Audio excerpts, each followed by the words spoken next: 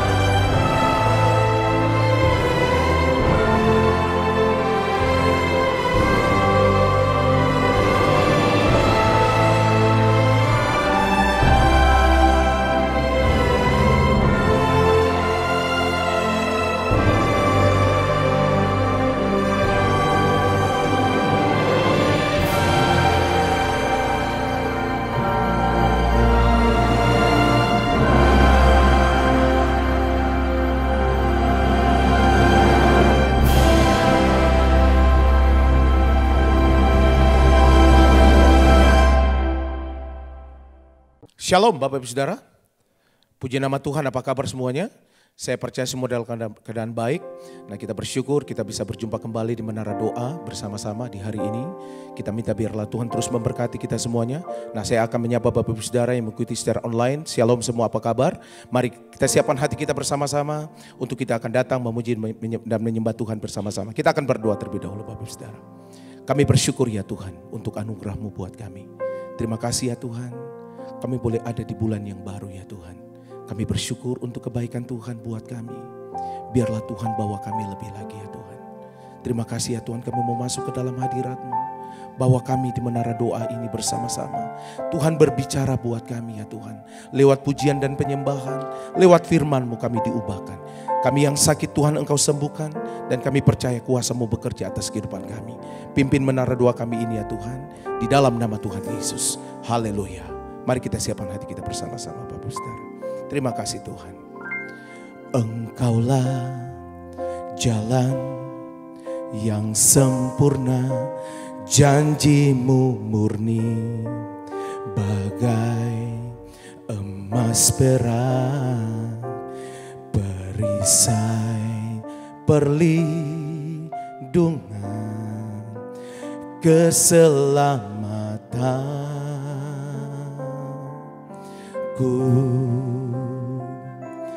Engkaulah jalan kebenaran, dalam kasih-Mu ada kehidupan, penolong yang setia di dalam kesesakan.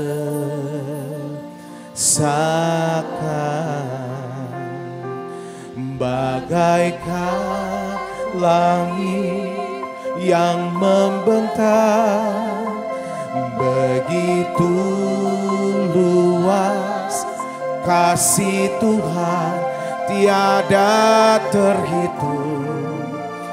Pertolongan-Mu dalam hidupku,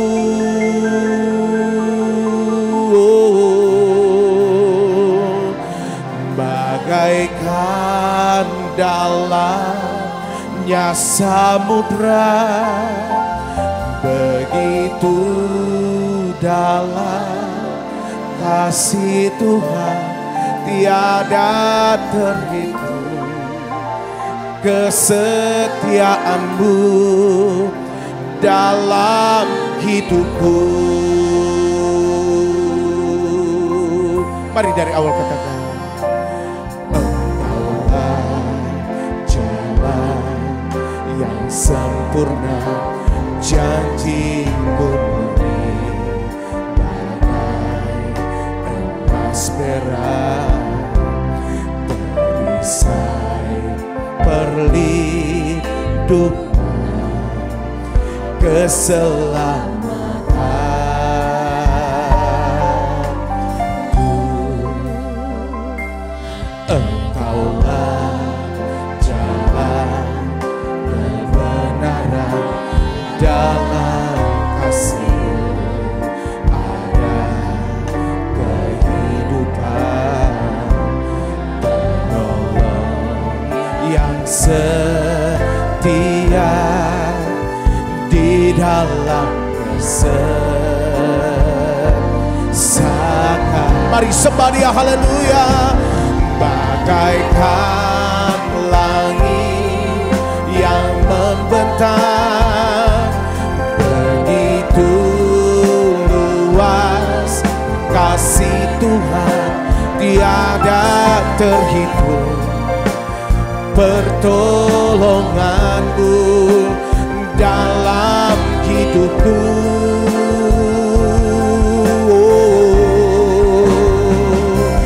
Bagaikan dalamnya samudra, begitu dalam kasih Tuhan, tiada terhitung. Kesetiaan-Mu dalam hidupku. Mari lebih lagi.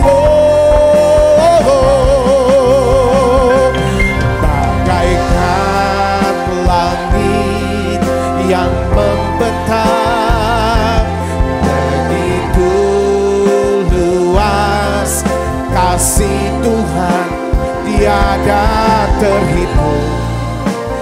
Pertolongan-Mu dalam hidupku.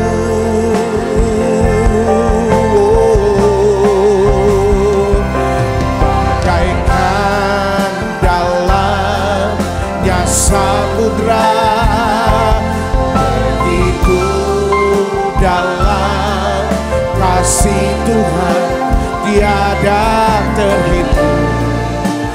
Kesetiaan-Mu dalam hidupku.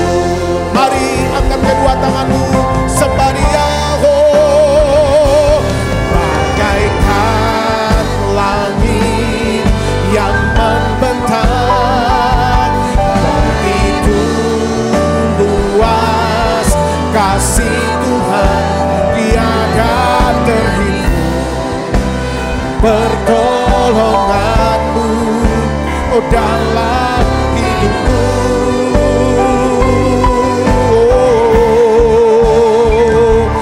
Bagaikan dalamnya samudra, begitu dalam kasih Tuhan, tiada terhitung. Kesetiaan-Mu dalam hidupku. Mari lebih lagi, oh Tuhan. Bagaikan langit yang membentang, begitu luas kasih Tuhan, tiada terhitung. Pertolongan-Mu dalam hidupku.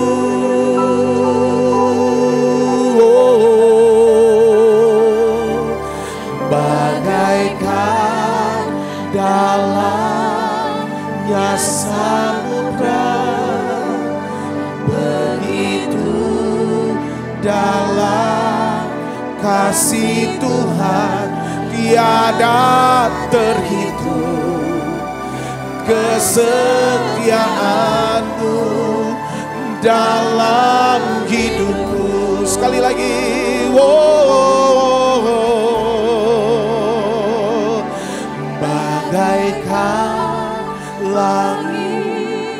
yang membentang, begitu luas kasih Tuhan tiada terhitung, pertolonganmu dalam hidupku.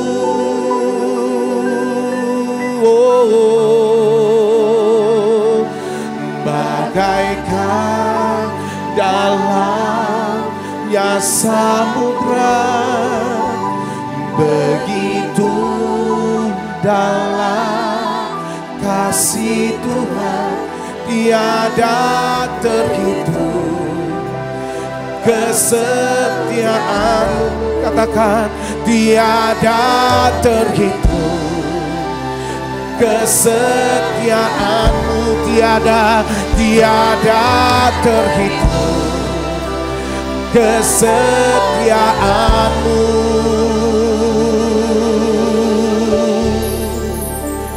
dalam hidupku.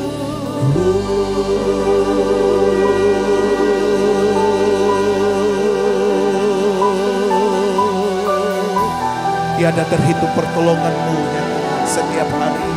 Mari datang sembah Dia Bapak Ibu Saudara. Kami bersyukur Tuhan. Oh, terima kasih Tuhan. Oh, kasih setiamu Tuhan. Oh,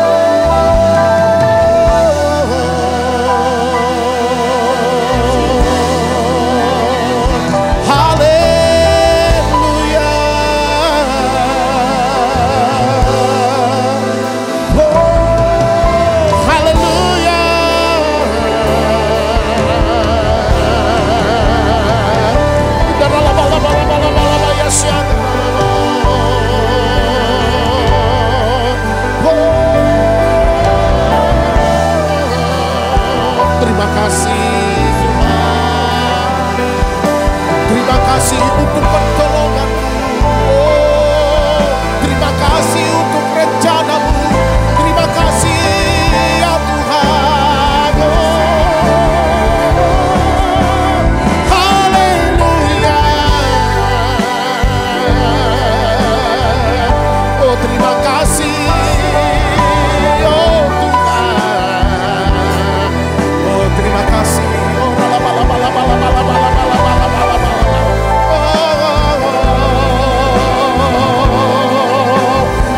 rencanamu indah dalam hidup kami ya Tuhan. Oh, haleluya.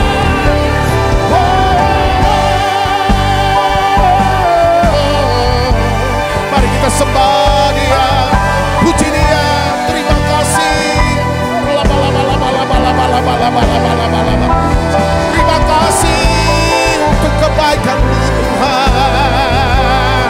Mari Bapak Ibu Saudara, bawa hidupmu hari ini ya. Oh, haleluya.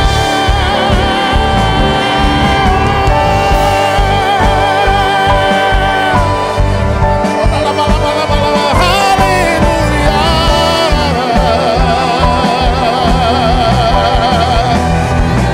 Kau sediakan yang terbaik buat kami. Oh, haleluya. Mari Roh Kudus jamah lawat kami. Oh, penuhi kami. Oh, haleluya.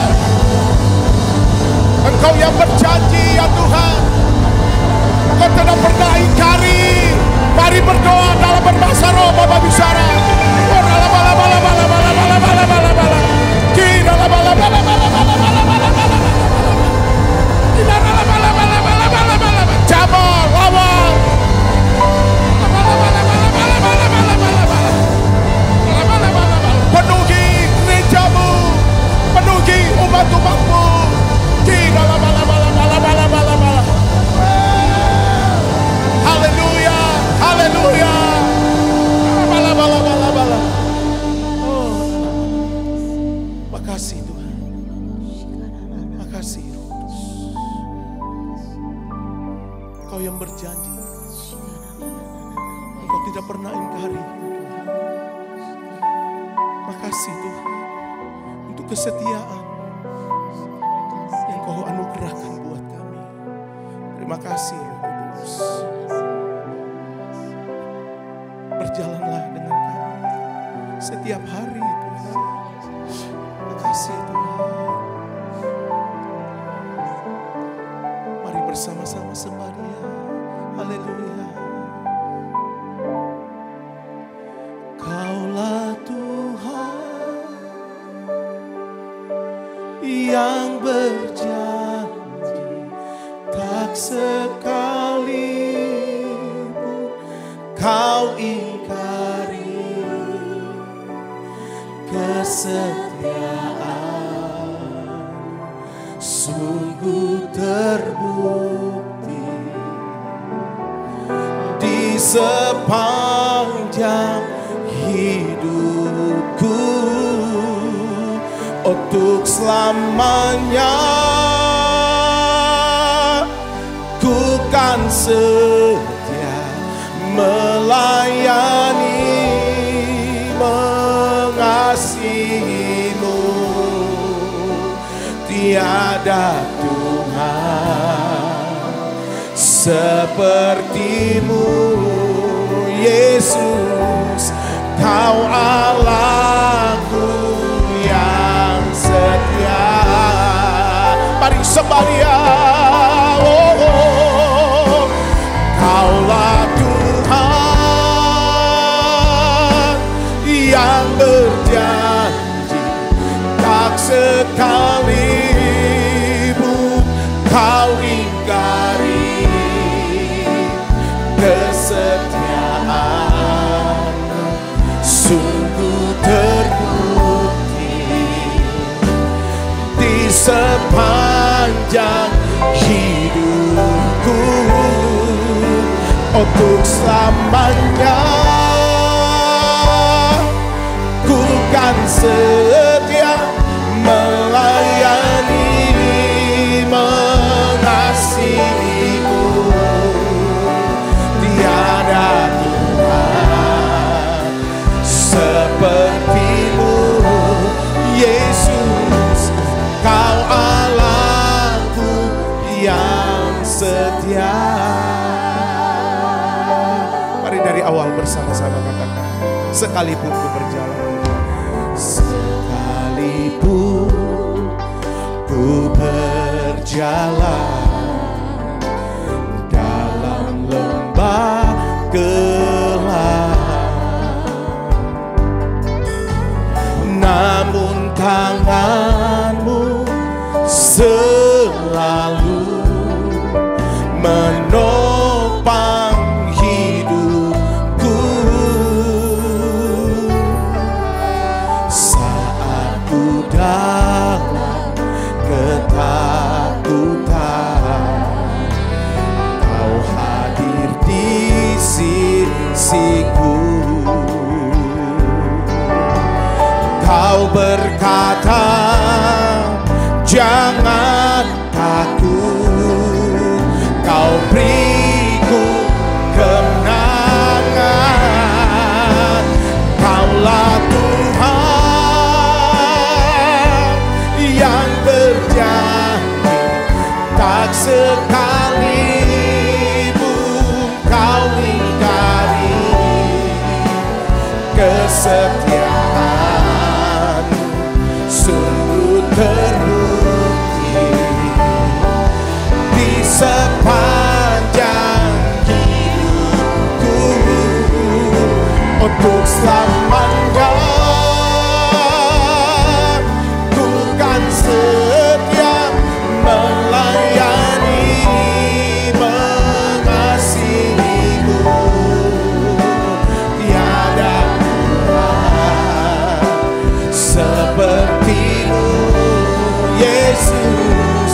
Kau Allahku yang setia. Mari angkat kedua tanganmu sembah Dia.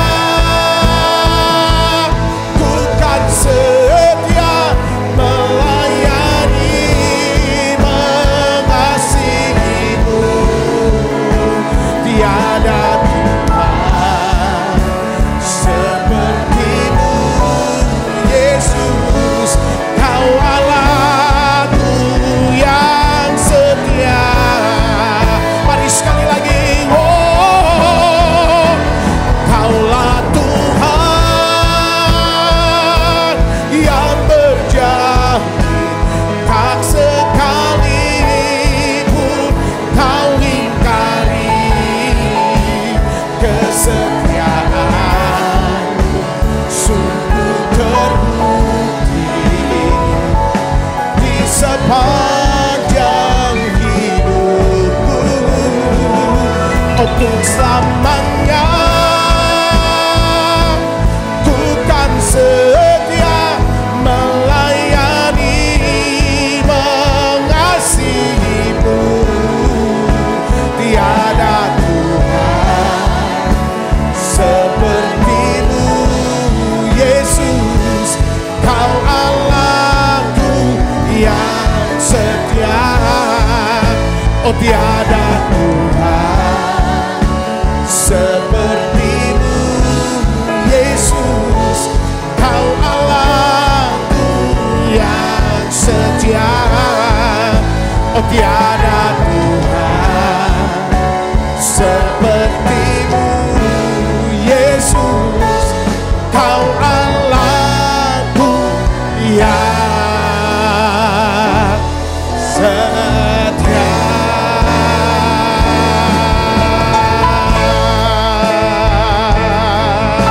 Kami selalu puji Engkau ya Tuhan di sepanjang hidup kami.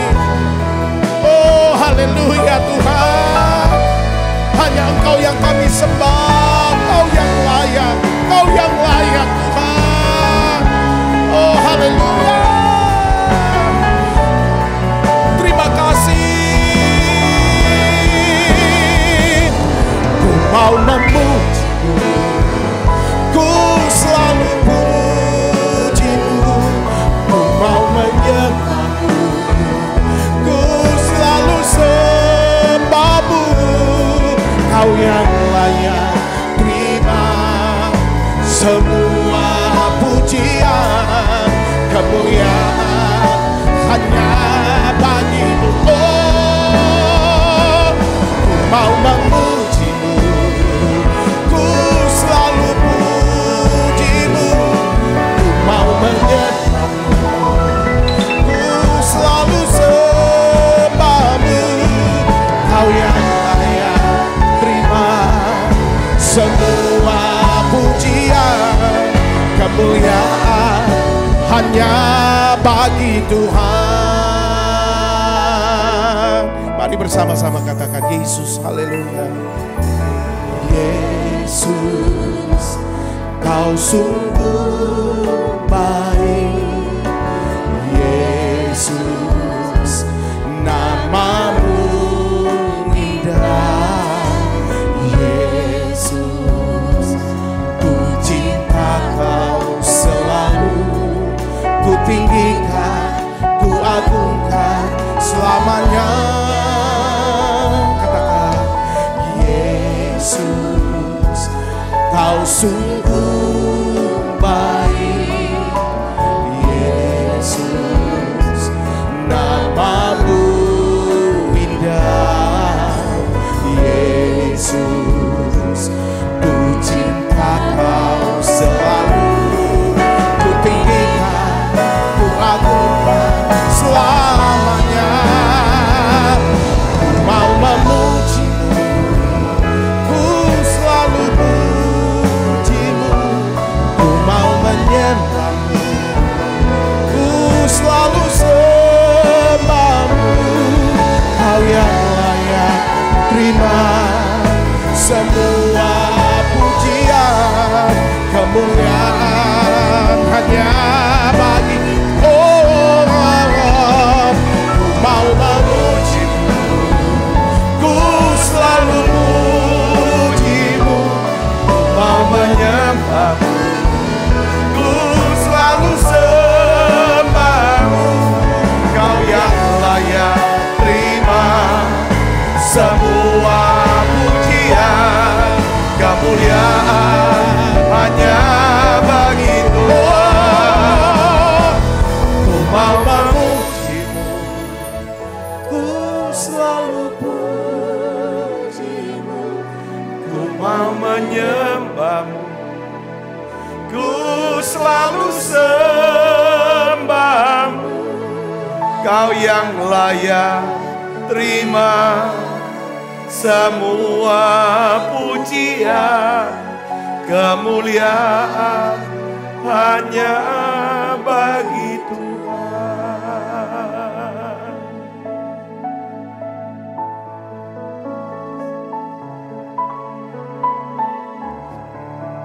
Tuhan, terima kasih untuk hadirat-Mu ada di tengah-tengah kami. Terima kasih Tuhan, kami mau masuk lebih dalam lagi dalam hadirat. Terima kasih Tuhan, lawat dan jamah kami. Tuhan, jamah tiap kami Tuhan. Mari ibu bapak saudaraku, lebih lagi masuk dalam hadirat-Nya. Mari bapak ibu saudara datang pada Tuhan, nyembah Dia. Yesus, Yesus. Mari ingatkan dirinya, kita punya Tuhan yang besar. Kita punya Tuhan yang ajaib. Kita punya Tuhan yang perkasa, pengasih, penyayang. Mari tinggikan Dia. Oh ya, lama. Sebab Kau layak terima pujian. Sebab Kau layak terima pujian. Sebab Kau layak agungkan Yesus, Raja di atas segala raja. Sebab Kau layak terima pujian Tuhan. Sebab Kau layak terima pujian. Sebab Kau layak agungkan Yesus, Raja di atas segala raja. Sebab Kau layak terima pujian. Sebab Kau layak terima pujian. Sebab Kau layak agungkan Yesus, Raja di atas segala raja. Raja di atas segala raja. Raja di atas segala raja.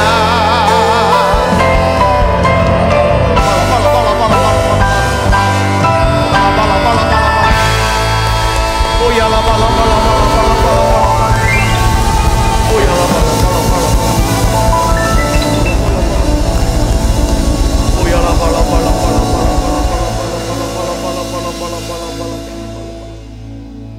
Tuhan, aku mau berdoa untuk tiap anak-anak-Mu yang hadir di menara doa ini Tuhan.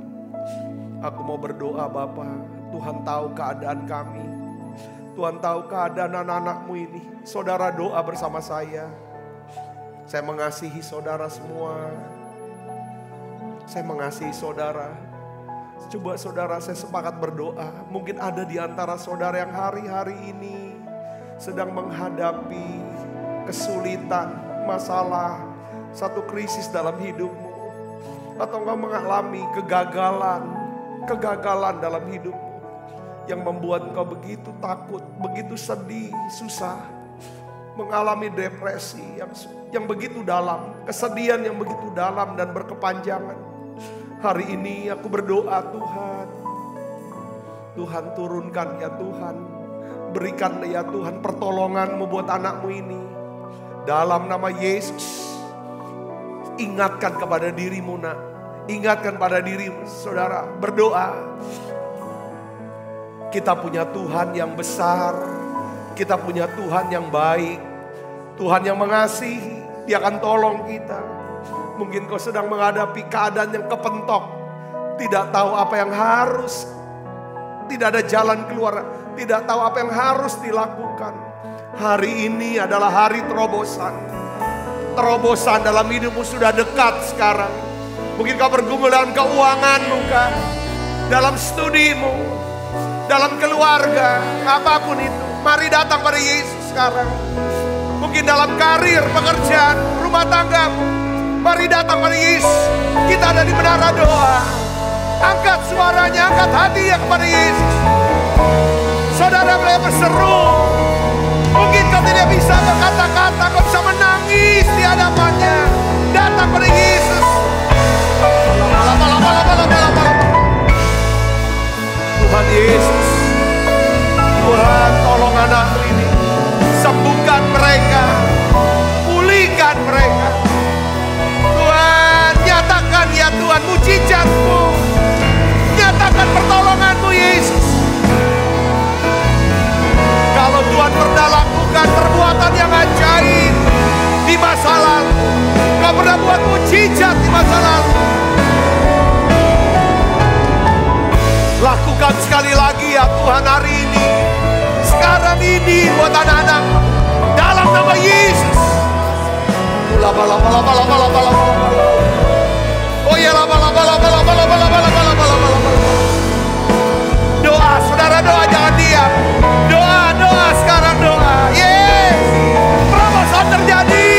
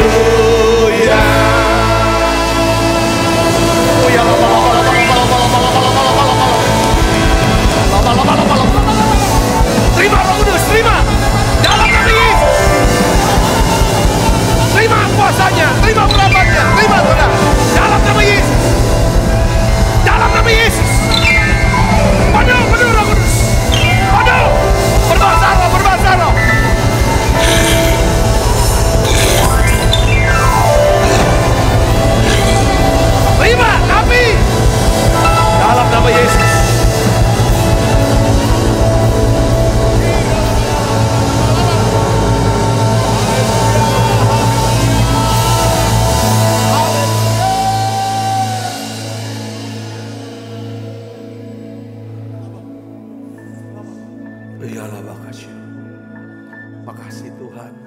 Terus saudara terus bersyukur sama Tuhan. Terima kasih Tuhan. Makasih Tuhan. Ucapkan terima kasih.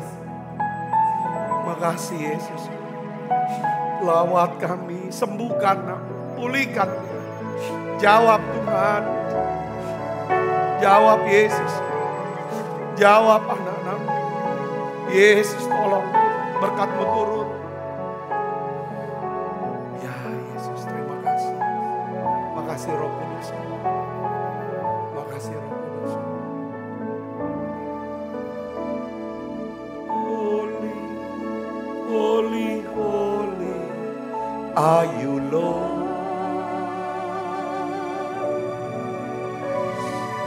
Holy, holy, holy are you Lord. The elders and angels bow, redeem, worship you now. Holy, holy, holy are you Lord. Tuhan terima kasih. Untuk hadirat-Mu Tuhan. Makasih untuk kasih yang sedang dicurahkan ke dalam hati kami. Dan kami tahu kami punya Allah yang mengasihi kami. Punya Tuhan yang baik. Berikan kami pengharapan. Urapi hamba-Mu untuk dapat menyampaikan pesan firman-Mu dengan bahasa yang sederhana dan mudah dimengerti ya Bapa. Terima kasih. Kami bisa kenal isi hati-Mu, kami bisa kenal pikiran, rencana-Mu dalam hidup kami. Bukakan pewahyuan yang baru ya Tuhan. Dalam nama Yesus kami berdoa. Haleluya. Amin. Silakan duduk kembali Ibu Bapak. Shalom saudara. Nah, sepanjang beberapa hari ke depan saya ingin berikan satu seri tentang hidup dalam rencana Tuhan atau impian Tuhan. Ya, sekalipun kita memiliki masa lalu yang buruk atau mengambil keputusan-keputusan yang salah, saudara. Nah, hari ini saya mulai dengan 4 faktor daripada penyebab kegagalan, saudaraku. Dan kita tahu bahwa Tuhan tuh memiliki rencana indah dalam hidup kita.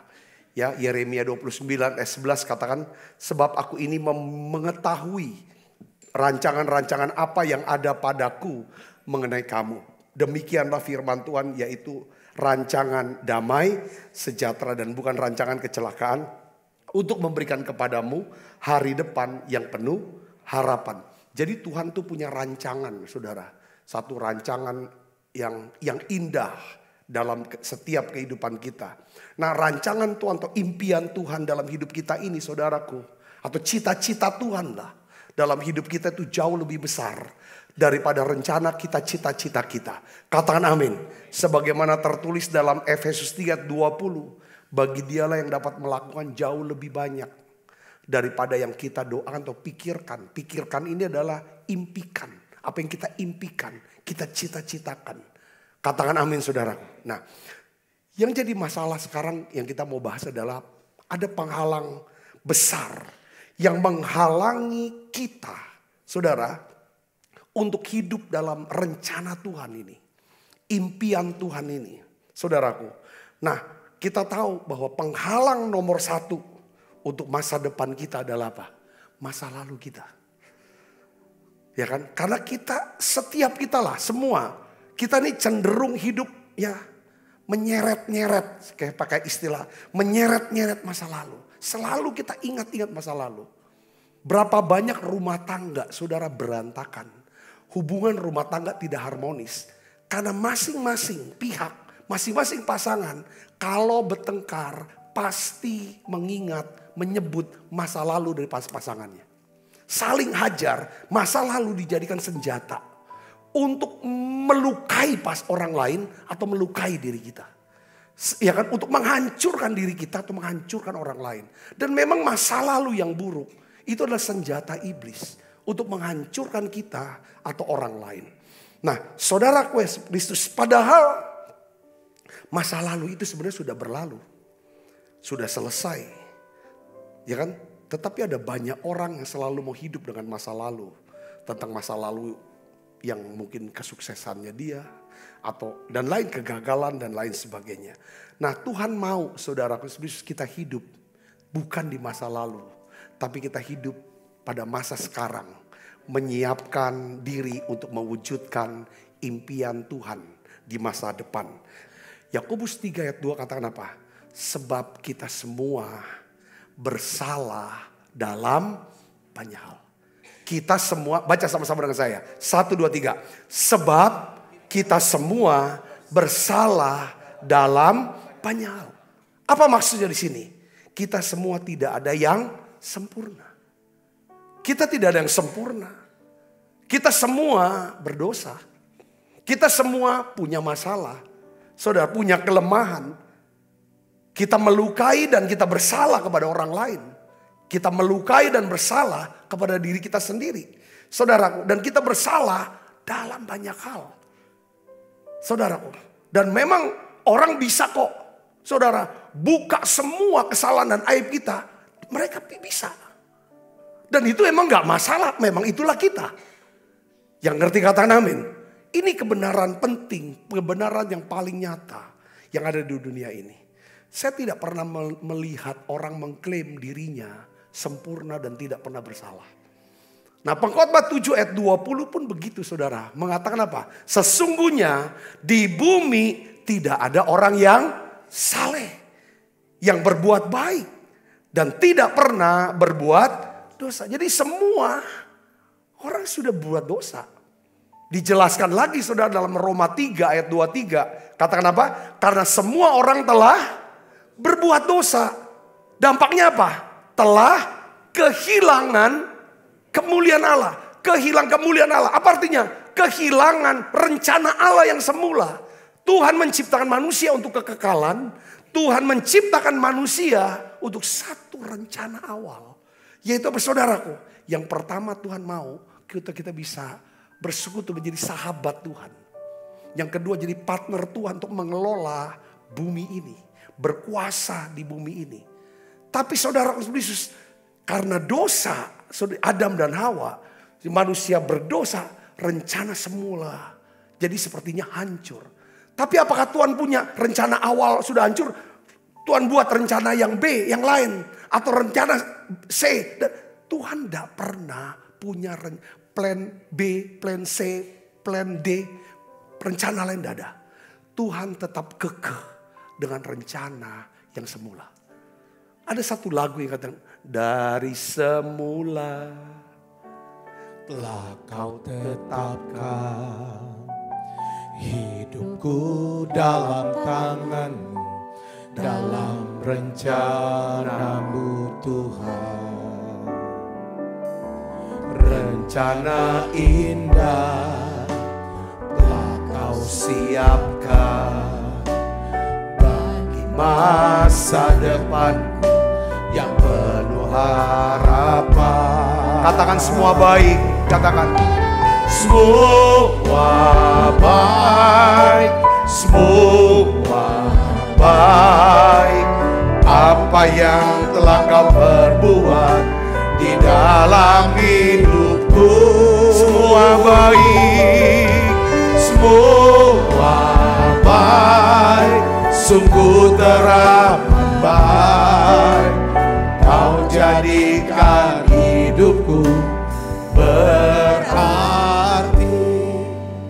ada banyak orang atau di antara kita berpikir, aku ini udah gagal, aku ini udah hancur, udah jatuh. Ya kan, orang aja mungkin udah bilang tidak lah sama kita. Udah jauh dari kita, berkata jijik lah sama kita. Udah gak ada harapan lagi mungkin sama kita. Tapi dengar baik saudara, maka kita bilang, gak mungkin lagi Tuhan mau. Aku gak mungkin lagi bisa hidup lah sesuai dengan rencana Tuhan yang semula. Enggak Tuhan, Tuhan tuh enggak kayak gitu. Tuhan tetap mau pakai saudara. Tuhan tetap mau pakai kita. Itulah alasan kenapa Tuhan datang ke dunia ini. Saudara, Lukas 19 ayat 10 katakan, sebab anak manusia datang untuk apa? Mencari dan menyelamatkan yang hilang. Apa yang hilang? Saat kita mengambil keputusan yang salah. Saat kita mengambil keputusan yang salah. Apa artinya keputusan yang salah? Berbuat salah dan berbuat dosa. Itu keputusan yang salah. Saudaraku, apa yang terjadi ketika saudara, apa yang hilang saat kita mengambil keputusan salah? Saat kita berbuat dosa dan melakukan kesalahan. Pertama kita kehilangan apa? Visi. Kita gak bisa lihat lagi ke depan. Masa depan itu. Ketika kita sudah gagal, jatuh, kita kehilangan visi. Kita kehilangan identitas. Kita kehilangan kepercayaan diri. Kita kehilangan sukacita keselamatan. Kita kehilangan damai sejahtera di pikiran kita dan hati kita. Kita kehilangan rencana Tuhan, impian Tuhan, dan harapan Tuhan. Kita semua kehilangan apa kalau kita sudah jatuh, sudah gagal. Kita kehilangan apa saudaraku? Kehormatan, martabat, dan harga diri. Ya kan? Ada banyak hal yang hilang dari keputusan kita yang salah. Tapi Yesus berkata, aku datang. Ya kan? Untuk mencari dan memulihkan apa yang hilang. Dia ingin kembalikan kata pemulihan, restorasi bahasa Indonesianya itu dari sudah hancur kembali ke semula. Itu namanya restorasi. Dikembalikan ke semula. Namanya restore, ya restore, ya kan?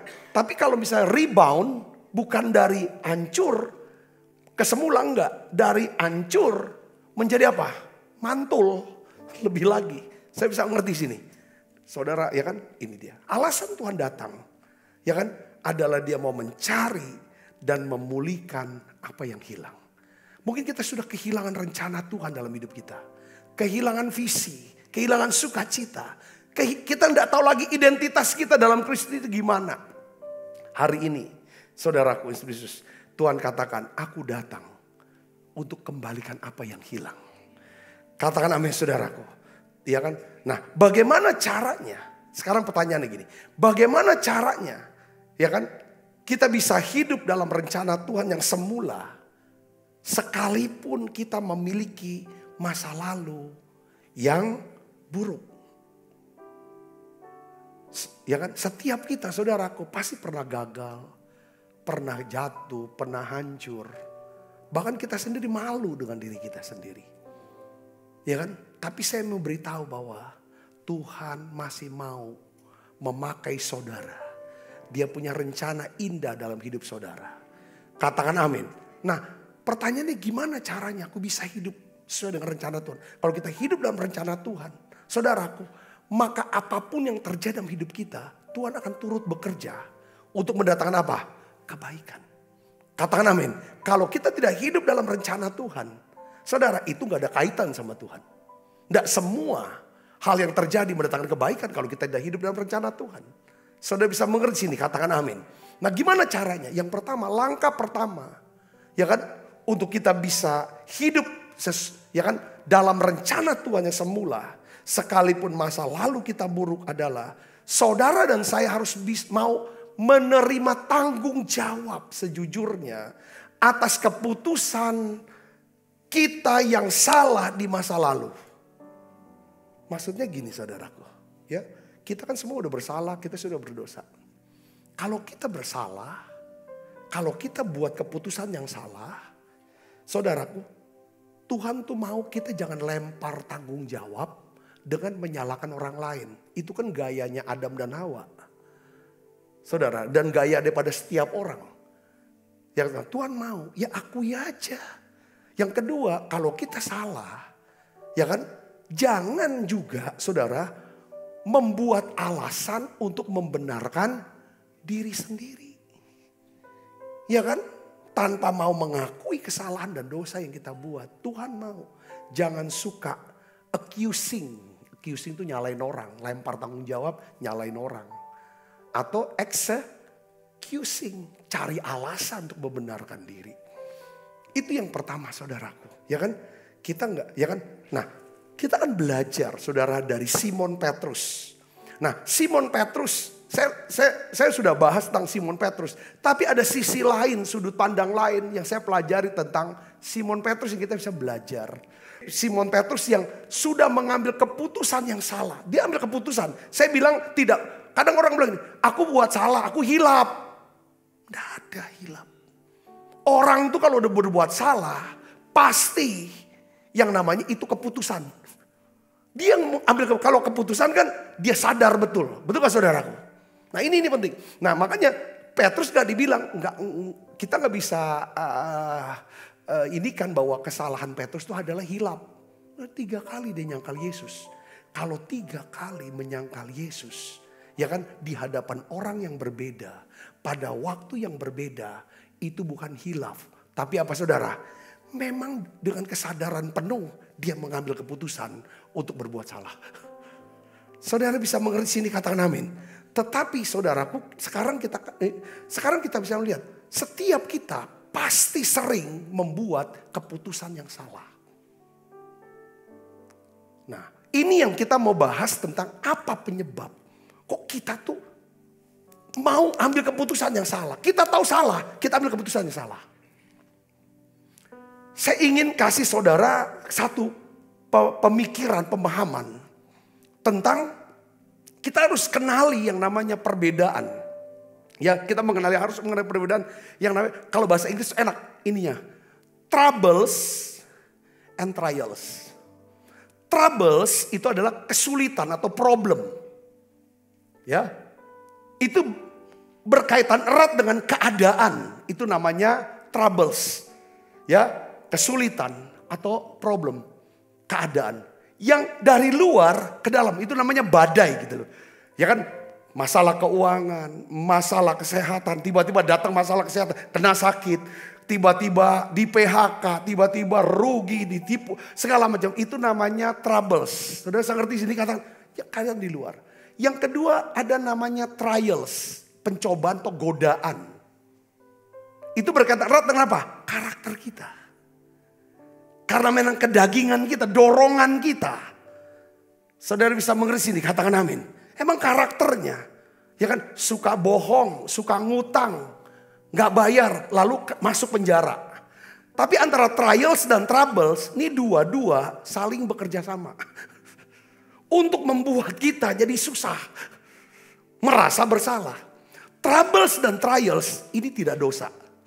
Tetapi kalau kita menyerah, saudaraku, ya kan, ketika menghadapi yang namanya troubles dan trials, maka itulah yang disebut dosa atau kesalahan. Saudara, kita mengambil keputusan yang salah karena ada dua hal ini. Yang di dalam namanya trials, godaan, saudaraku, ya kan, yang di luar namanya troubles. Ya, troubles itu tiba-tiba ya kita dengar kabar. Mungkin anak kita kena apa-apa, ada apa-apa. Itu troubles. Nggak ada kaitannya dengan karakter itu. Saudara ngerti di sini, katakan amin. Ya kan? Kalau karakter lain lagi. Itu godaan atau pencobaan. Nah, ibu bapak saudara yang kasih Kristus. Nah, kita harus bisa kenali apa penyebab kita gagal di dalam menghadapi troubles and trials. Kita harus kenali apa sih penyebabnya. Kok bisa gagal? Kalau kita udah gagal, maka kita akan kehilangan apa? Martabat kita. Kalau kita berbuat salah. Saudara bayangin, orang yang sangat dihormati. Seorang jenderal bintang 2. Yang dihormati, yang ditakuti. Sekarang saudara, hilang semua. Kehormatan, martabat segala macam. Kenapa? Karena apa? Saudaraku, dia gagal menghadapi yang namanya trials and trouble. Saya bisa ngerti sini, katakan amin. Ya kan? Seorang, ya kan, kok mau sih tuker imannya supaya bisa dapat kekayaan, supaya bisa jadi kaya, atau menikah dengan orang yang tidak seiman supaya bisa dapat kekayaan dan dapat kehormatan, karena dia akan menikah dengan seorang pejabat. Kenapa dia buat itu? Karena dia, saudaraku, tidak punya identitas dalam Kristus. Nah, hari ini kita akan bahas, saudaraku, dari Rasul Petrus. Saudara, ada 4 kesalahan Petrus ketika dia menghadapi trials dan trouble. Trials itu bicara, saudara, namanya ujian terhadap karakter dia. Ya saudara, yang namanya troubles ketika ada orang-orang yang bertanya kepada Petrus, kamu ini rombongan daripada Yesus kan? Saya sangat ngerti nih. Ya, kita lihat. Apa yang menyebabkan Petrus gagal? Sampai Petrus menyangkal 3 kali. Penyebabnya ada 4. Yang pertama adalah apa saudara? Kita buka Markus 14 ayat 27 sampai 29. 1, 2, 3. Lalu Yesus berkata kepada mereka, kamu semua akan tergoncang imanmu. Sebab ada tertulis, aku akan memukul gembala dan domba-domba itu akan tercerai-berai. Akan tetapi sesudah aku bangkit, aku akan mendahului kamu ke Galilea. Kata Petrus kepadanya, baca keras, biarpun mereka semua tergoncang imannya, aku tidak. Kata-kata seseorang menunjukkan hatinya. Siapa dirinya. Kata-kata Petrus, inilah penyebab daripada kejatuhan dia, kegagalan dia. Dalam menghadapi yang namanya troubles and trials. Apa saudara? Faktor pertama, keangkuhan. Angkuh. Biarpun mereka semua tergoncang imannya, aku tidak. Kelihatannya bahasanya rohani. Oh gak mungkin, aku doa sehari, ya kan, sekian jam. Gak mungkin aku ada di gereja. Terus aku berbuat seperti itu sombong. Saya bisa ngerti nih. Berapa banyak, oh gak mungkin anak saya bisa melakukan hal seperti itu sombong. Gak mungkin suami saya akan melakukan hal seperti itu sombong. Saya bisa ngerti di sini, katakan amin. Nah ini kesombongan, saudara. Ya kan, seorang yang hidup dalam keangkuhan cenderung akan mengambil keputusan yang salah. Saudaraku, seringkali kesombongan kita, definisi sombong saudara sudah tahu lah. Ya kan, ketika kita mulai membesarkan diri kita. Ya kan di luar daripada kenyataan yang ada. Meninggikan diri kita daripada orang lain. Saudara, melihat dan menganggap kita itu lebih. Amsal 11 ayat 2 di sini dikatakan, jikalau keangkuhan tiba juga cemooh. Karena saudaraku, yang namanya keangkuhan mendahului ketika jatuh ada cemooh. Saudara bisa ngerti sini. Ya, jadi faktor pertama yang menyebabkan Petrus jatuh dalam dosa dan kesalahan, dia ambil keputusan yang salah adalah karena apa? Keangkuhan. Saudara mau menang menghadapi troubles and trials? Rendah hati. Rendah hati bicara tentang apa? Bukan aku, tapi Tuhan. Lalu kita doa, Tuhan tolong aku, beri aku kekuatan, kemampuan untuk lewati semua. Katakan amin. Orang yang rendah hati, orang yang ada apa-apa dia selalu berdoa.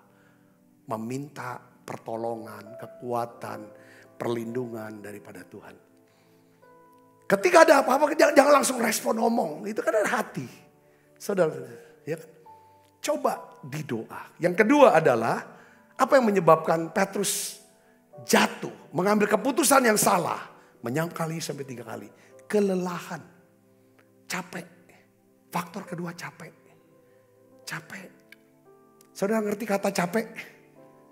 Siapa yang pernah capek? Kalau capek badan, saudara tidur, hilang itu. Tapi kalau capek hati, capek pikiran, gak bisa hilang. Ya kan? Seorang yang capek cenderung membuat keputusan yang salah. Semakin kita merasa capek, cenderung hidup kita selalu dihinggapi oleh apa? Rasa takut. Lalu muncul rasa tidak aman. Ketika muncul tidak aman, lalu kita berusaha untuk apa? Bukan menguasai diri, tapi menguasai orang lain. Mendominasi orang lain. Mau mengontrol orang lain. Memanipulasi orang lain. Itu karena capek. Ngerti gak saudara? Apa buktinya? Simon Petrus capek. Sebelum Yesus naik ke salib, Yesus ajak Simon, Yohanes dan Yakobus untuk berdoa di Taman Getsemani. Saudara, kita baca Markus 14 ayat 37. Setelah itu ia datang kembali dan mendapati ketiganya sedang tidur. Dan ia berkata kepada Petrus, baca yang keras, Simon, sedang tidurkah engkau? Tidakkah engkau sanggup berjaga-jaga 1 jam? Kenapa Simon tidur? Capek. Dia tidur, kelelahan. Saudaraku, kelelahan. Mereka kelelahan dan tidur. Ini bahaya. Saran saya, selalu saya berusaha juga memang. Dalam hidup saya pelajari. Kita nggak boleh ambil keputusan penting waktu kita capek. Lagi capek yang di dalam nih. Capek di sini. Capek badan juga nggak boleh. Fatal. Kalau kita ambil paksakan ambil keputusan waktu kita capek. Kita akan ambil keputusan yang fatal. Yang dimana kita nangis darah pun nggak bisa kembali. Nggak bisa kembali itu. Ngerti nggak bisa kembali? Nggak bisa kembali lagi seperti udah nggak jadi dah keputusan dah dipulangin dah. Nggak bisa. Contohnya siapa? Esau.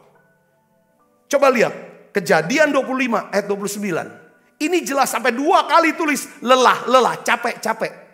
Baca kita sama 1, 2, 3. Pada suatu kali Yakub sedang memasak sesuatu. Lalu datanglah Esau dengan apa? Lelah. Bukan seger, lelah dari padang. Kata Esau kepada Yakub, berikanlah kiranya aku menghirup sedikit dari yang merah-merah itu. Karena aku lelah. Diakui lagi, aku lelah. Saudara, kenapa kok Esau ini seorang yang lelah? Ini orang yang selalu keliling terus di padang. Alkitab katakan Esau sering memburu keluar. Tapi Yakub seorang yang suka ada di kemah.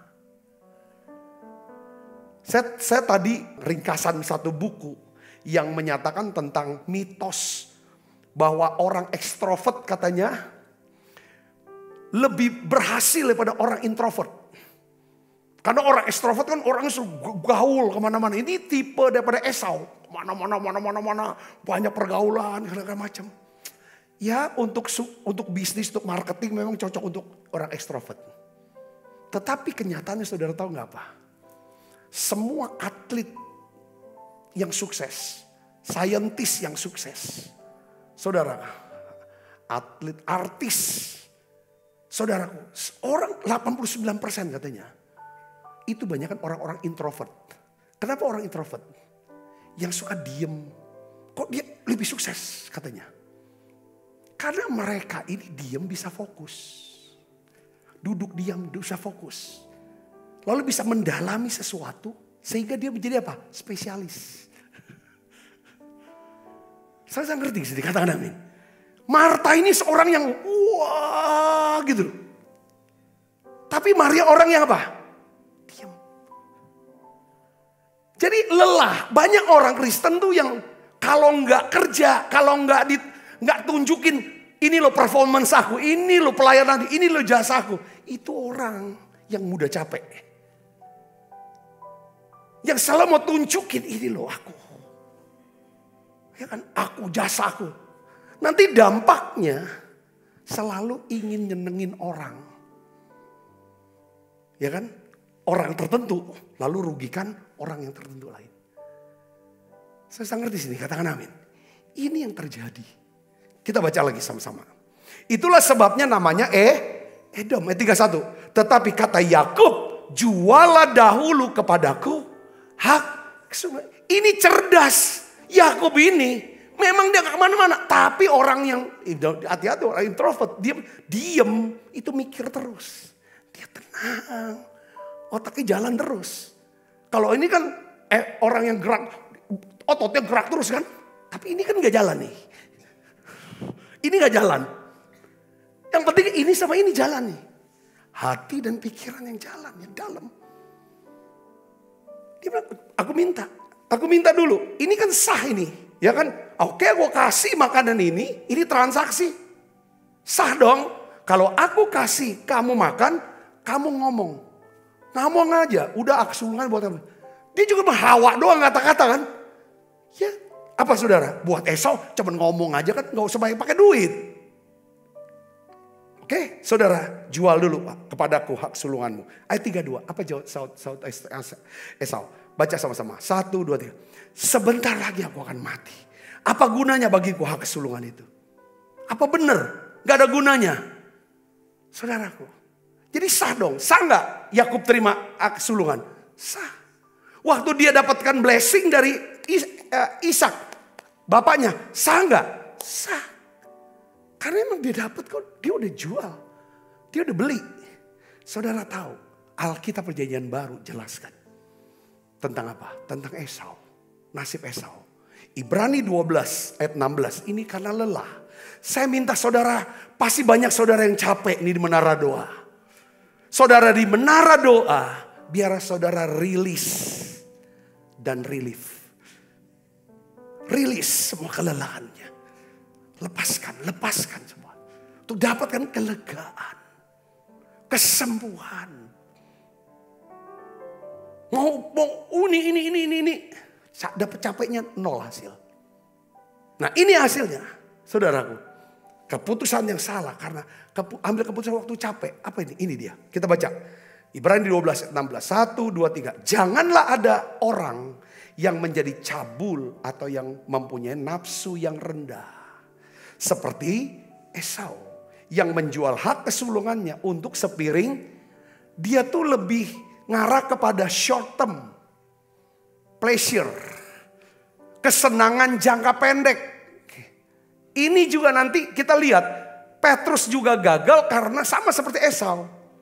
Saudaraku, dia naruh saudaraku kepentingan jangka pendek, kenikmatan jangka pendek ketimbang mau berkorban hari ini untuk kesenangan di masa depan.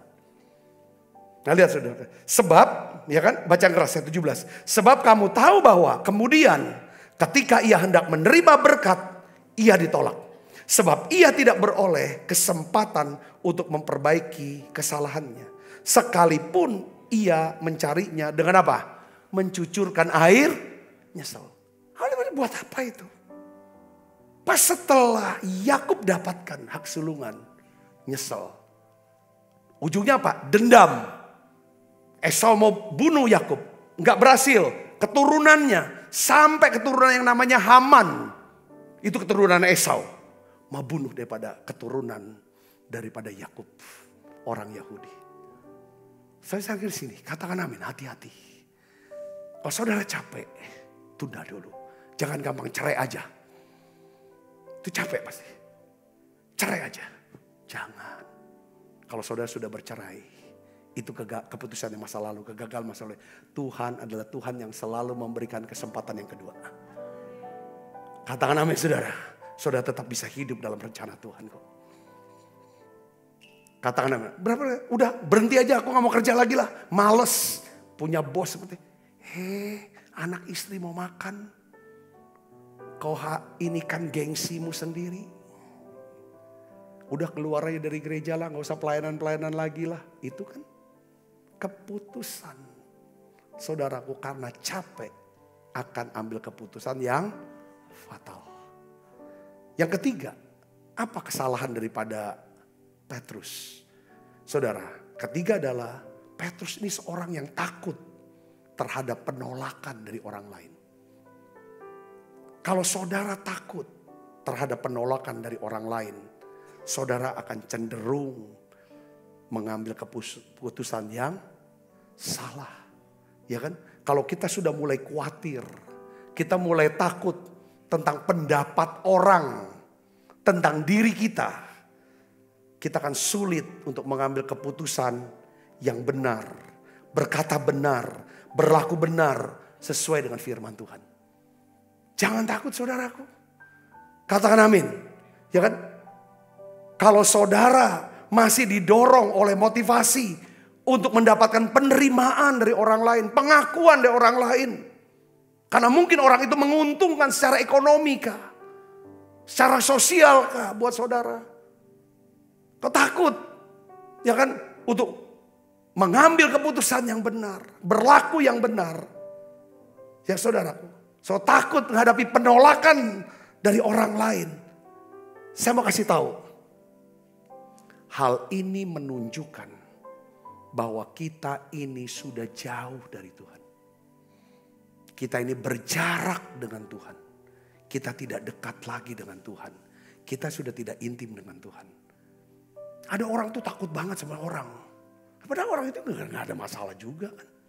Dengan kata orang. Jadi akhirnya berbohong, manipulasi.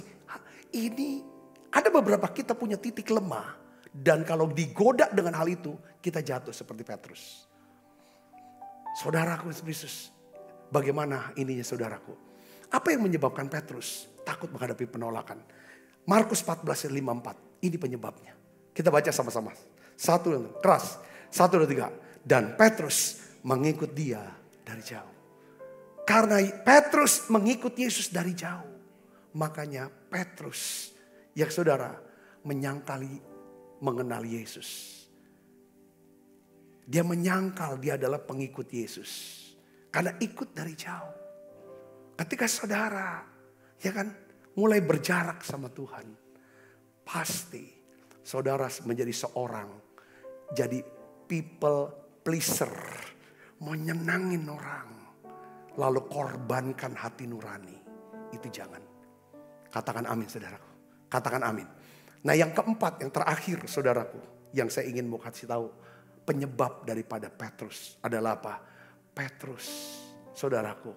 Ya kan mengambil keputusan yang salah. Karena ya kan dia mau mengambil apa? Kesenangan dalam jangka pendek. Kalau seorang hidupnya berfokus pada kesenangan jangka pendek, pasti keputusannya salah. Soal makanan, kalau saudara sukanya makan yang manis, minum yang manis, berlebihan untuk kenikmatan sesaat, keputusan ini ada keputusan yang salah. Untuk apa? Kesehatan saudara nantinya. Betul gak? Akibatnya buruk bagi kesehatan di dalam jangka panjang. Ada beberapa orang yang suka memuaskan keinginan hatinya, ya kan? Yang sesaat. Dengan apa? Belanja apapun, dilihat apa mau beli, ya kan? Nggak punya uang, ya udah utang dulu, pakai kartu kredit. Ini berakibat buruk bagi keuangannya di dalam jangka panjang. Kita lihat Petrus, saudaraku, saya tuh gak bisa bayangin gitu loh, ya kan? Baru kemarin ngomong, aku tuh mau mati loh untuk engkau, nggak mungkin lah iman aku gugur. Ngomong kayak gitu-gitu sama Tuhan Yesus. Waktu Yesus menderita, lagi sedang ditangkap menderita. Petrus ngapain? Saudara tahu gak? Mungkin saudara nggak nge. Saudara, coba baca Markus 14:54. Saya kaget waktu baru nge nih. Persiapan khotbah ini. Ayatnya, hah? Iya ya. Baca gerak 1, 2, 3. Dan di sana ia duduk di antara pengawal-pengawal sambil berdiam. Tahu gak berdiam saudara? Menghangatkan badan. Kayak gitu terapi lah, pijit gitu saudara. Jadi dia punya bos lagi sedang menderita. Kemarin dia bilang mau setia. Sekarang dia hangatkan badan bersama dengan siapa? Bersama dengan musuh. Saya bisa bayangkan jadi. Karena dia, yang penting aku enak. Yang penting aku nyaman. Bodoh amat. Yesus mau menderita. Ini keputusan yang salah. Saudara, setiap kali kita menempatkan kesenangan jangka pendek lebih daripada mendisiplinkan karakter kita, kita akan cenderung suka mengambil keputusan yang salah. Saudara pernah dengar cerita Kanye West? Kanye West membuat opini, dia ngomong. Opini yang intinya tuh anti-Semit. Anti Yahudi di hadapan publik. Saudara tahu gak? Adidas cuman perlu waktu 2 menit untuk ambil keputusan. Pecat Kanye West. Walaupun Adidas harus mengalami kerugian berapa? 4 triliun langsung. Padahal saudara tahu gak? Kanye West itu collab dengan Adidas. Menghasilkan sepatu merek apa? Jenis apa? Adidas Yeezy. Wah itu benar-benar saudara salah satu kolaborasi bisnis yang paling hebat katanya sepanjang sejarah.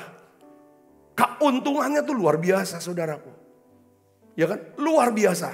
Nah resiko daripada Kanye West saudara hanya dengan ngomong kata-kata dia kehilangan kekayaan berapa? 31 triliun. Langsung nama yang tadinya masuk The Forbes, majalah yang orang-orang kaya langsung hilang namanya. Saudaraku, branding daripada Kanye West sebagai penggerak sneaker dan penggerak daripada fashion itu hancur. Terus pertanyaannya, kalau saudara jadi Adidas, apakah saudara tetap keep si Kanye? Ya kan? Supaya tetap dapat triliunan rupiah. Atau saudara cut langsung sepenuhnya daripada brandingnya hancur. Adidas rela mengambil keputusan. Rela menderita kerugian 4 triliun rupiah dalam jangka pendek. Untuk pelihara brandingnya di masa depan. Karena buat Adidas dia pegang Amsal 22 ayat 1. Apa? Nama baik lebih berharga daripada kekayaan besar. Dikasihi orang lebih baik daripada perak dan emas. Saya mau kasih contoh lagi satu orang, saudaraku. Ya kan? Yang rela, saudaraku Yesus ya, menderita sengsara. Ya kan? Hari ini. Untuk saudara kesenangan di masa depan. Siapa namanya? Musa. Coba kita lihat di Ibrani 11 ayat 24 sampai 26. Karena iman, maka Musa setelah dewasa menolak disebut anak putri Firaun. Bayangin saudaraku. Kalau jadi anak putri Firaun, jabatan Musa katanya sudah jadi panglima perang loh. Dengan fasilitas, kekayaan, dengan kekuatan, kekuasaan yang luar, kemewahan segala macam dia saudaraku. Dan dia dipersiapkan untuk jadi orang nomor 2 setelah anak Firaun. Setelah Firaun nantinya. Saudaraku Yesus, Tapi dia ambil keputusan, tolak, gak mau lagi. Dia keluar dari istana. Ayat 25 katakan, karena ia lebih suka menderita sengsara dengan umat Allah daripada untuk sementara menikmati kesenangan dari dosa. Ayat 26, ia menganggap penghinaan karena Kristus sebagai kekayaan yang lebih besar daripada semua harta Mesir. Sebab pandangannya ia arahkan kepada apa? Upah yang kekal, bukan upah yang sekarang. Saudaraku, saya sering ucapkan begini. Rasa sakit karena mendisiplinkan diri jauh lebih bermanfaat daripada rasa sakit karena penyesalan. Saya ulangi lagi saudaraku. Rasa sakit karena mendisiplinkan diri jauh lebih bermanfaat daripada rasa sakit karena penyesalan. Petrus melakukan keputusan yang salah dengan menyangkal Yesus 3 kali. Berdasarkan 4 faktor daripada penyebab ini. Nah saudara Kristus, lain hari kita akan bahas. Apa respon Yesus ketika melihat Petrus atau melihat saudara, melihat saya. Yang mengambil keputusan yang salah. Sadar-sadar kita berbuat dosa. Sadar-sadarnya kita berbuat salah. Nah oleh karena hari ini saudara. Coba kita renungkan kembali. Saudara bahwa Tuhan punya rencana indah dalam hidup kita. Saudara, saya ingin ajak saudara tutup dengan satu ayat ini. Lukas 22 ayat 31 sampai 32. Kita baca sama-sama. 1, 2, 3. Ini ayat terakhir. 1, 2, 3. Simon, Simon, lihat. Iblis telah menuntut untuk menampi kamu seperti gandum. Tetapi aku telah berdoa untuk engkau. Supaya imanmu jangan gugur. Dan engkau, jikalau engkau sudah insaf, kuatkanlah saudara-saudaramu. Ini ayat. Tadi pagi saya baca lagi. Saya tersentuh dan saya nangis. Rupanya Tuhan tuh sudah tahu semua kegagalan dalam hidup kita. Bahkan sebelum kita melakukan kegagalan. Saudaraku, kita mungkin akan mengalami kegagalan. Kita akan mengalami troubles atau trials. Mungkin dalam minggu ini kita. Mungkin minggu depan. Mungkin bulan depan. Atau di kemudian hari. Kita mengambil keputusan yang salah. Saudaraku, saudara harus tahu. Tuhan sudah tahu. Bahkan sebelum kita dilahirkan, Tuhan sudah mengetahui keputusan apa yang akan kita buat. Dan dia juga sudah siapkan solusi untuk masalah kita. Karena dia Allah yang tahu akan masa lalu kita, masa depan kita, dan masa sekarang pada saat yang bersamaan. Yang kedua, saudara tahu gak apa? Ini tuh. Yesus senantiasa berdoa untuk kita. Dia bilang, aku sudah berdoa untuk kamu. Aku berdoa untuk kamu. Berdoa untuk apa? Tentang apa yang akan terjadi. Tentang keputusan buruk apa dan kegagalan apa yang akan terjadi dalam hidup kita. Entah 5 tahun ke depan, 10 tahun ke depan. Tuhan senantiasa berdoa untuk kita. Tuhan mengatakan, aku sudah mengetahuinya dan aku mendoakan. Terus dia berkata, saudaraku, kalau kamu sudah insaf, ini artinya apa? Tuhan tidak punya rencana yang lain. Ya kan? Tuhan tetap, walaupun kita sudah gagal, dia tetap punya rencana yang awal semula itu buat kita. Kalau kamu sudah insaf, ya kan, dari dosa dan kesalahanmu, Tuhan percaya, saudara dan saya pasti insaf. Pasti insaf, pasti kembali ke Tuhan. Tinggal masalah waktu. Anak-anak kita pasti kembali ke Tuhan. Orang tuamu pasti kembali ke Tuhan. Orang-orang yang saudara kasihi pasti kembali ke Tuhan.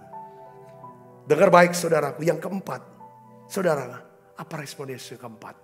Tuhan ingin memakai hidup saudara untuk menguatkan dan menolong orang lain. Kalau kamu sudah insaf, kuatkanlah saudara-saudaramu yang lain. Tuhan mau pakai kegagalan kita, kejatuhan kita, kesalahan kita, dosa yang pernah kita buat, rasa malu kita. Saudara, ya kan, Untuk apa saudara? Untuk menguatkan yang lain. Nggak usah malu saudara. Jadi anak yatim piatu. Punya orang tua dan masa lalu yang tidak baik. Nggak usah malu. Nggak usah ditutupi. Akui itu di hadapan Tuhan. Dan Tuhan bisa pakai apa yang pernah terjadi masa lalu saudara. Untuk kemuliaan Dia. Katakan amin. Ini Tuhan. Siapa yang paling pas untuk melayani pecandu narkoba? Mereka yang pernah jatuh dan mengambil keputusan yang salah menjadi seorang pecandu, dan Tuhan pulihkan dia. Tuhan buat dia insaf. Saudara, lalu dia pulihkan ke orang lain. Siapa orang yang paling pas untuk melayani daripada orang-orang yang mengalami depresi, stres yang berkepanjangan? Adalah orang-orang yang pernah mengalami hal itu. Bukan berdasarkan teori-teori. Katakan amin. Siapa orang yang pas sedang menghadapi goncangan rumah tangga? Yaitu mereka yang pernah mengalami kegagalan itu dalam rumah tangga. Tuhan di Alkitab, semua tokoh Alkitab adalah punya masa lalu yang buruk. Abraham, seorang laki-laki yang jual istrinya. Ya kan? Sehingga dia bisa dapat banyak kekayaan di Mesir. Dia tidak akui, dia ngomong deal sama istrinya. Aku tidak akui kamu istri ya. Kita saudara ya. Ya memang pariban ya. Tapi kan ada istri. Dia jual itu sepertinya. Saudara kan Yesus. Ya kan? Kita lihat lagi saudara. Ya kan Yakub. Dia menipu. Banyak. Daud. Masa lalu buruk. Pembunuh dan pencina. Tetapi Tuhan pakai masa lalu mereka semuanya. Simon Petrus, saudara dan saya punya masa lalu yang buruk. Tuhan tetap mau pakai kita. Saya ingin dorong saudara untuk bisa melayani Tuhan. Menjadi orang yang berkata, aku ingin melayani Tuhan. Aku mau hidup. Ada orang-orang yang bisa dekat lagi sama Tuhan. Bisa diselamatkan. Ya kan? Dan aku ingin kelak ketika aku pulang ke rumah Bapak, ada banyak orang-orang jiwa-jiwa yang bersuka cita menyambut daripada kepulanganku. Katakan amin saudara. Ini saudara, ini yang saya mau dorong. Melayani, banyak orang melayani, jangan melayani hanya untuk kepentingan ini sendiri, ego sendiri. Tapi layani Tuhan. Ya kan? Karena saudara mengasihi Tuhan. Tutup mata kita akan berdoa. Bapa, dalam nama Yesus aku berdoa. Untuk setiap anak-anakmu. Kami semua punya masa lalu yang buruk. Yang mengerikan. Yang membuat kami kalau ingat kami trauma. Kami takut, kami malu. Ngeri Tuhan. Tapi kami percaya Tuhan, Kau mati di salib. Engkau telah mengampuni dosa kami. Kau memulihkan setiap luka-luka kami. Dan Tuhan, biar Engkau pakai masa lalu kami ini ya Tuhan. Untuk kami bisa melayani-Mu Tuhan. Untuk memuliakan nama-Mu. Ampuni kesombongan kami Tuhan. Biar kami jadi orang rendah hati. Tuhan, kami sadar ya Tuhan. Kami harus ya Tuhan ada dalam hadirat-Mu. Supaya kami tidak tahu capek, selalu lelah. Tuhan, terima kasih. Ampuni kalau kami selalu mencari ya Tuhan. Penerimaan daripada orang lain. Sehingga kami takut mengalami penolakan. Kami selalu berfokus pada kesenangan hari ini. Kami tidak menolak untuk mendisiplinkan menderita. Untuk sementara waktu. Demi kemuliaan ampuni kami. Hari ini ampuni kami. Kami salah Tuhan. Kami salah. Kami tidak mau nyalakan orang lain. Kami mau ambil tanggung jawab ini. Tuhan ampun. Kami tidak mau ada alasan apapun. Tuhan untuk kesalahan kami. Mari ya Bapak pulihkan bangsa kami. Pulihkan tiap kami. Pulihkan tiap keluarga Yesus. Terima kasih. Hari ini Tuhan kami ingin Tuhan. Biarlah Tuhan mau ingat akan kasih mulai perjamuan kudus. Berkati dan urapi kami. Pakai setiap anak-anak-Mu. Urapi mereka semua. Berkati mereka Tuhan. Dalam nama Yesus kami berdoa. Haleluya. Amin.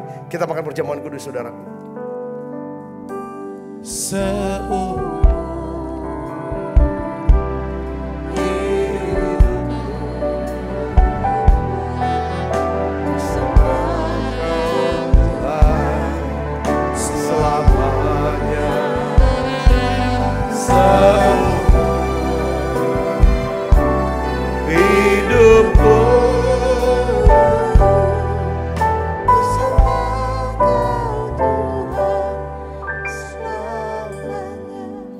Sebab apa yang telah kuteruskan kepadamu telah kuterima dari Tuhan. Yaitu bahwa Tuhan Yesus pada malam waktu istirahat mengambil roti.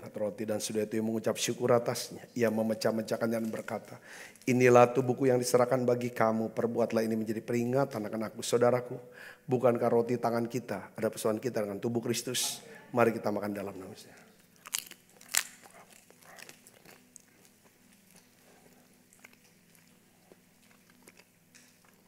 Angkat cawan. Demikian juga yang mengambil cawan sudah makan berkata, cawan ini perjanjian baru dimeteraikan darahku. Perbuatlah ini setiap kali kamu meminumnya menjadi peringatan akan aku. Saudaraku, bukankah cawan perjanjian ini yang atasnya kita ucapkan syukur dan persoalan kita dengan darah Kristus. Mari kita minum dalam nama Yesus. Terima kasih Tuhan. Terima kasih Tuhan. Haleluya. Terima kasih Yesus.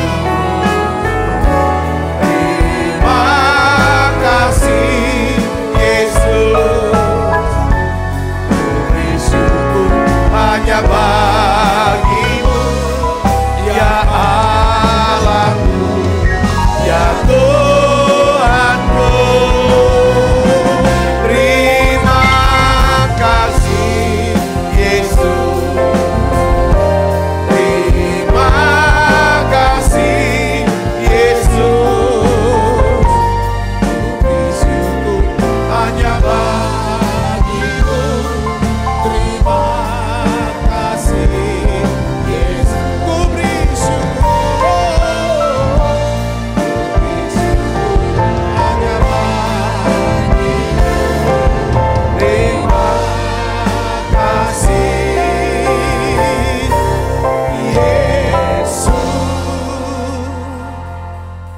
Tuhan, kau bungkus anak-anakmu semua dengan kuasa darah-Mu. Malaikat Tuhan berpasukan mengawal langkah hidup kami semuanya.